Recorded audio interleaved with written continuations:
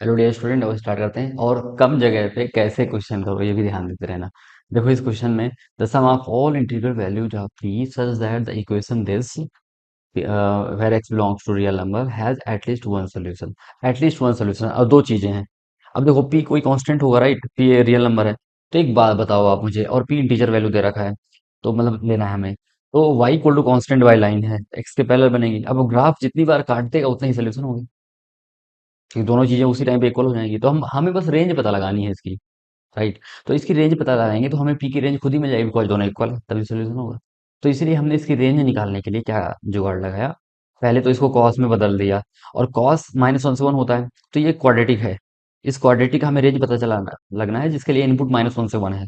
तो हम ये देख रहे हैं उसका जो क्रिटिकल पॉइंट है, जहाँ पे मैक्सिमम मिनिमम मिल रही है। इस केस में हालांकि हमें मिलेगी मैक्सिमम, बिकॉज डाउनवर्ड पैराबोला है। वो पॉइंट क्या है इसमें? तो -b/2 है। तो -12 अपॉन -3 × 2 6। तो 2, यानी 2 है वो पॉइंट, और हम देख रहे हैं -1 से 1 में, यानी इसका ये पार्ट, उसके पहले ही जो ये पार्ट है ये कन्वर्ट होगा। अब इसमें देखो वैल्यू ये इंक्रीजिंग टाइप है, बढ़ रही है वैल्यू, इंक्रीजिंग, है ना? तो कम पे कम ज्यादा पे ज्यादा सीधा ही मिनिमम वैल्यू -1 पे मिल जाएगी। सीधा ही -1 पे मिनिमम वैल्यू मिल जाएगी, -15 आ गई। और 1 पे मैक्सिमम आ जाएगी, 9 आ गई। खेल खत्म।